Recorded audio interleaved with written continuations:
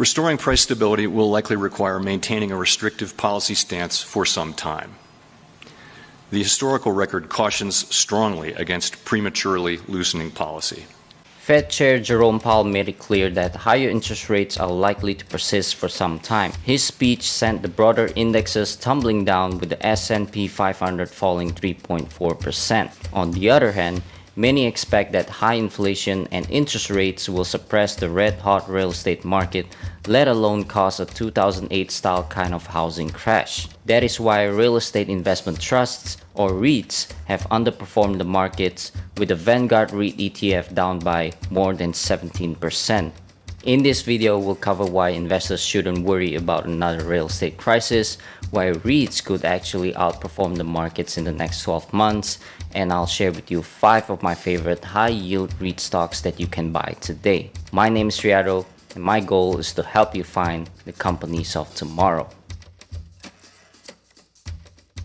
Before we move on, if you'd like to read the article version to this analysis, you can find the link to the article in the description down below. With that said, let's get started. There's a lot of ugly headlines in the real estate industry lately, which is why investors are pessimistic on REITs today. But I think investors shouldn't really worry about REITs underperforming. Here's why. First, according to a research paper by Cohen and Steers, they found that rising yields historically is not a challenge for REITs. As you can see from this chart, which shows the US REIT performance during and after significant increases in the 10-year Treasury yield, you can see that US REITs definitely underperformed during increases of these interest rates. But following those interest rate hikes, US REITs actually outperform US stocks, as you can see with these dark blue bars right here. So 3 months, 6 months, and 12 months, you can see that US REITs outperform US stocks. Secondly, REITs can actually outperform the markets during periods of high inflation. This is because REITs have high operating margins of around 60%, which help them withstand the impacts of rising costs. Furthermore, higher rents can also be an inflation buffer for them. As you can see from this chart, real estate has historically delivered when inflation is high. And as you can see, the higher the inflation numbers, the higher the return is from REITs. And the third reason why you shouldn't worry about another real estate crisis is because REITs' balance sheets are the strongest that they've ever been. So we can take a look at the NAREIT T-Tracker results, which shows data on the overall health and performance of the REIT industry every quarter. So as you can see from this chart right here, debt to total asset ratio is at the lowest it has ever been. The ratio stands at about 30%, which is so much lower than the 65% level that we've seen in the great financial crisis in 2008 or 2009. So what this means is that REITs are holding much less leverage compared to the great financial crisis. And here's another chart that shows the weighted average interest coverage ratio, which is basically EBITDA divided by interest expense. And as you can see, it is at the highest it has ever been, which shows the company's or the REIT's ability to pay off its debt obligations. And lastly, the weighted average term to maturity, which is basically the lease lengths that they sign with tenants, they're at the highest it has ever been, compared to the 2008 and 2009 crisis as well. As you can see, it is about 90 months or 7 years, and during the great financial crisis, it was at as low as 60 months, which is about 5 years. So what that means is that tenants are more committed to the properties that they rent out from these REITs, and therefore it provides a stable cash flow for these REITs as well. So again, based on the research and charts that you've seen, REITs are in much better shape than they've ever been compared to, the great financial crisis. And history has shown that REITs outperform the markets in times of high inflation as well as high interest rates. But not all REITs are created equal, and in this type of market environment, I prefer to focus my attention on the best of breed, highest quality REITs out there. And with that said, here are 5 REITs that I'm considering buying today. So the first REIT in the list is Simon Property Group, ticker symbol SPG. SPG owns, develops, and manages premier shopping and mixed-use destinations, which consist primarily of Class A malls. As of Q2, SPG owned or held an interest in 198 properties in the US and 33 properties in Asia, Europe, and Canada. As we've seen in the past couple of years, the pandemic accelerated retail store closures, bringing down several malls in the process. 3 mall REITs, including Pennsylvania, CBL, and Washington Prime Group, all went bankrupt ever since the pandemic started. But SPG is not just some mall REIT, it is one of the most well-managed REITs out there with a portfolio of the highest qualities of malls. So my investment thesis is that Class B malls and Class C malls, which are lower tier malls, they will eventually be bankrupt and shut down, while Class A malls, which is what SPG holds in its portfolio, they will eventually be in higher demand both for consumers as well as for tenants, which will increase rents as well as cash flow for the company. So if we take a look at SPG's recent Q2 results, we can see that there's high demand for Class A malls. So if we look at funds from operations, it was $1.1 billion as compared to $1.2 billion last year. So the drop in FFO was due to a non-cash unrealized loss from mark-to-market in fair value of equity instruments, as well as a non-cash gain related to deferred tax liability reversal in Q2 of 2021. So if we look at comparable FFO, it was $1.1 billion, which was up by 1.4%. And also domestic property net operating income increased by 3.6%, while portfolio net operating income increased by 4.6%. We can also see that occupancy rates was 93.9% in Q2, which was higher than the 91.8% in Q2 last year. So CEO David Simon during the earnings call also explained that there's strong leasing activity in the company. So the number of tenant terminations this year has been at record low levels. Average base rent increased for the third quarter in a row and was at $54.58 per square feet. And he went on to explain that leasing momentum accelerated across the portfolio and the company has a significant number of leases in their pipeline. Nearly 40% of the total leasing activity in the first 6 months of the year has been new deal volume, which is up approximately 25% from last year. So that shows really strong demand for Class A malls and in particular Simon Property Group's properties. SPG also has a very strong balance sheet. The company had approximately $8.5 billion of liquidity consisting of $1.2 billion of cash in hand as well as $7.3 billion available capacity under its revolving credit facilities. The company has a strong credit profile and it is one of several REITs with an investment credit rating of A-. And as you can see here, some of its credit metrics have improved. Debt has gone down, fixed coverage ratios has gone up, and payout ratio has improved as well, and the weighted average years to maturity is increasing as well. So again, I think SPG has a very strong balance sheet and that should help them weather through an economic downturn. And it's also worth mentioning that SPG just recently increased its dividend by 16.7% year over year. And there's the saying goes, the safest dividends are usually the dividends that just got raised. So turning to fast graphs, we can see that Simon Property Group is trading at very, very attractive valuations. The company currently has a blended price to AFFO ratio of about 9.45 times compared to its normal price to AFFO ratio of 17 times. And as you can see by the blue line, that is where Simon Property Group usually trades, which is at about 17 times multiple. And today you can see that the price is well below its normal range, which is in deep value territory. And at the same time, while investors wait, they can get a dividend yield of 6.8%, which is really, really high. So again, SPG stock is looking really attractive today, which is why I'm considering buying the stock in the near future. So the second REIT today is Boston Property Group, which develops, owns, and manages Class A office properties in the US, specifically in major metro areas, Boston, Los Angeles, New York, San Francisco, Seattle, and Washington, D.C. So the pandemic has demonstrated to us that working remotely is possible, and it really questions the need for office spaces. But just like how there's growing demand for Class A malls over Class B or Class C malls, I think there's going to be growing demand for upper tier offices, which is where Boston Property Group comes in. This is why some of the most established companies are still renting office properties in major markets, as executives believe that a hybrid working environment is the way forward. So if we take a look at Boston Property Group's top 20 clients, we can see that BXP has some of the most, established and biggest tech companies in its portfolio. That includes companies like Salesforce, Google, Biogen, Microsoft, Fannie Mae, Bank of America, and Snap. So these are really strong companies and they should provide stability for Boston Property Group. And not to mention, the weighted average remaining lease term is at about 10.6 years,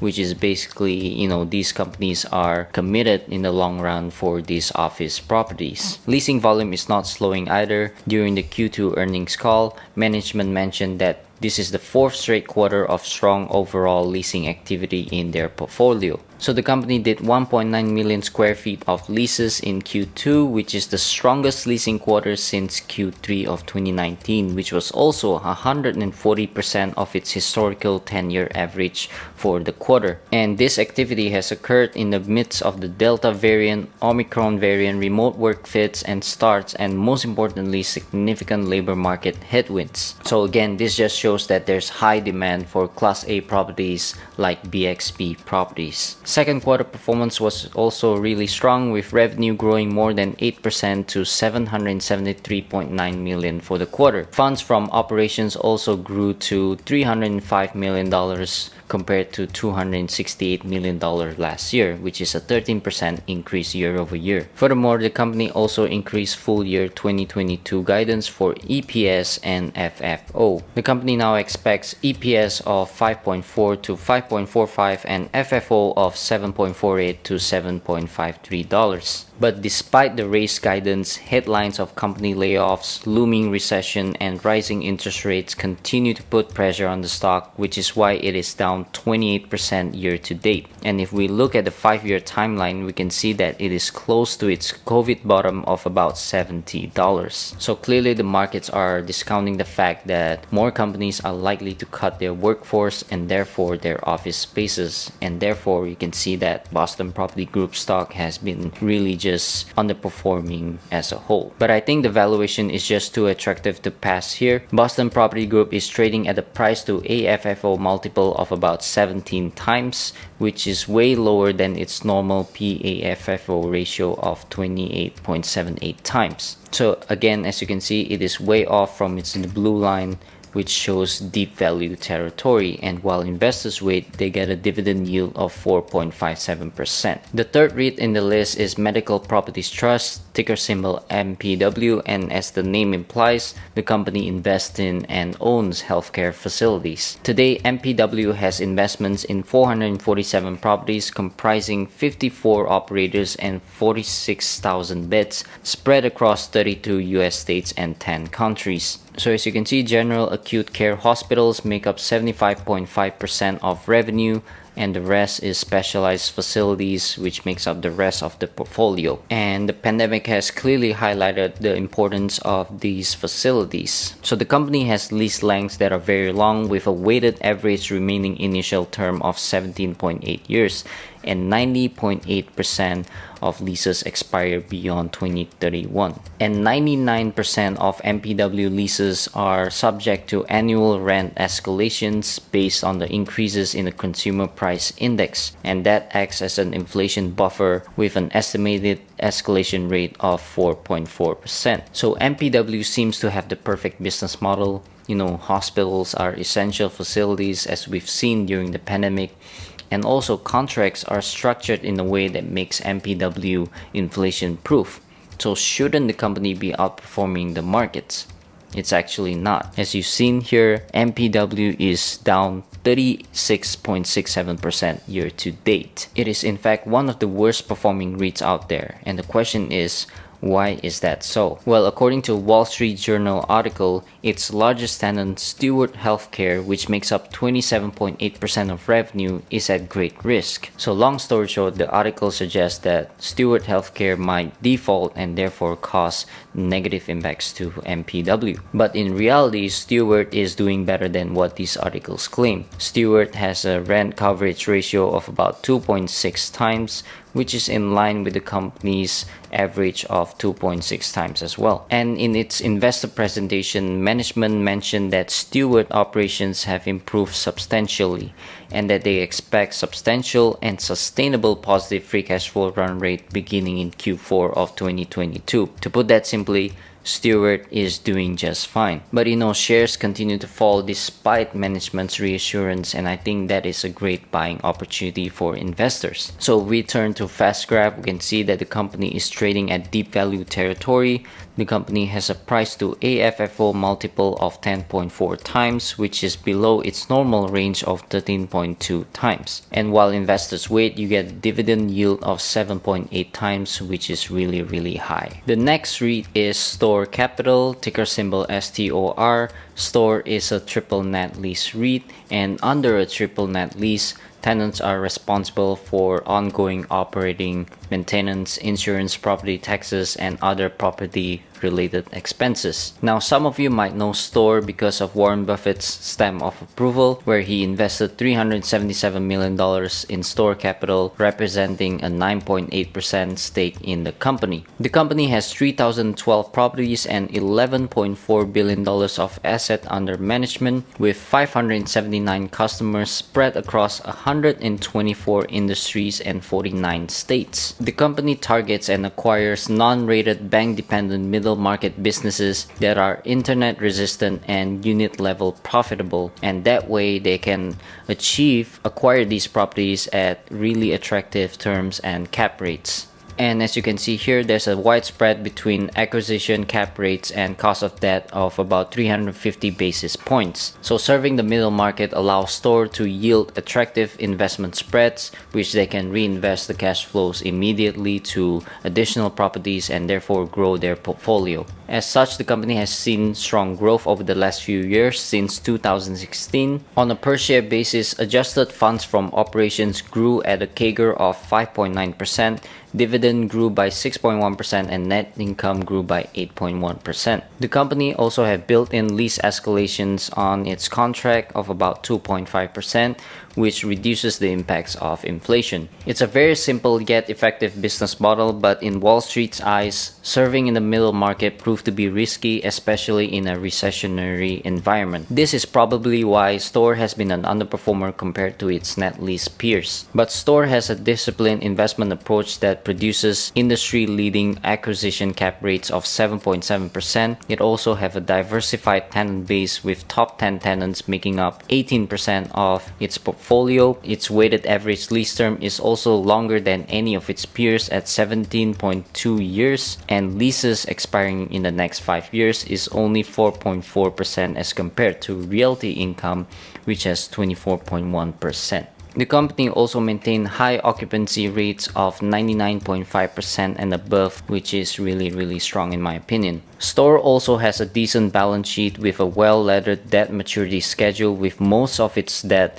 in 2026, 2027, and 2028. The company also has a strong debt to EBITDA ratio of 4.6 times. With that said, I think the company has a strong balance sheet and strong cash flow to protect it from an economic downturn. Again, if we turn to fast graph, we can see that the company is trading at a discount. The price to AFFO ratio is about 12.37 times currently, which is below its normal range of 16.2 times. And while you wait, you get a high dividend yield of about 5.6%. So last in my buy list is a more speculative pick, which is Innovative Industrial Properties, ticker symbol IIPR. In a nutshell, IIPR acquires, owns, and manages regulated cannabis facilities. The company currently owns 110 properties across 19 states. Now, I don't know much about the cannabis industry, but I know that the industry is growing and becoming more widely accepted by the day. The US cannabis industry is expected to grow at a CAGR of 12%, reaching $72 billion by 2030. And instead of trying to invest in a particular cannabis company, why not just own a basket of them through a REIT, which is IIPR? One of the few things that drew me to consider buying IIPR is its experienced management team. In particular, this is the same management team that founded Biomed Realty Trust in 2004, a lab and office REIT focused on the life sciences industry. In 2016, the team sold the company to Blackstone Group for $8 billion.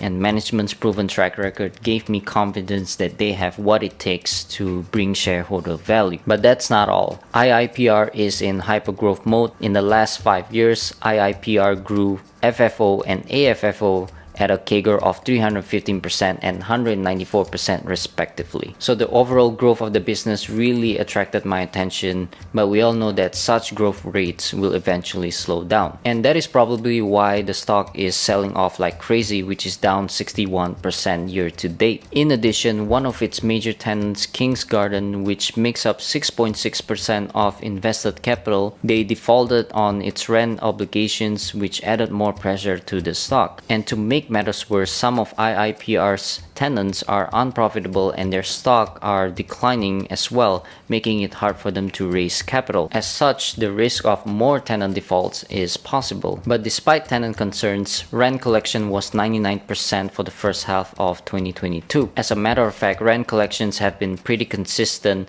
at 99% to 100% since 2016, so that should really put to bed myths of tenant inability to pay rent. The company also has a strong balance sheet with 12% debt to total gross assets and no major debt maturing until 2026. And the company also reported strong Q2 results. Revenue was $71 million, which was up 44% year over year. Normalized FFO was $1.97, which is up 26%. And AFFO per share was $2.14, which is up 30% year over year. Growth may slow down for IIPR, but the company made investment commitments of $239 million in Q2, which is the highest quarterly transaction in its history. So that should support growth in the future. So now let's look at the valuation of the company with fast graph. We can see that Innovative Industrial Properties is trading at a deep discount to its normal range of price to AFFO ratio of 36.7 times. The company now trades at a multiple of 12.2 times, and although we're not gonna see the same high multiple of 36 times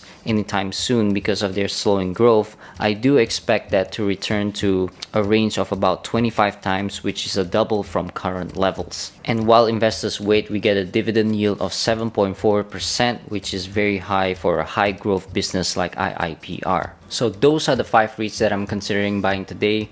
Real estate is the largest and probably one of the most durable asset classes out there, and they're probably in a much better shape compared to when they were in the great financial crisis. And the stocks that I've mentioned are misunderstood and have been hit harder than the broader markets, which makes them a great buying opportunity for investors today. Well, that's it for today's video. What are some companies that you're interested in buying today? Let me know in the comment section below. If you like this type of content, please leave a like, comment, and subscribe to my channel so you won't miss future videos. Thank you, and I see you guys on the next one.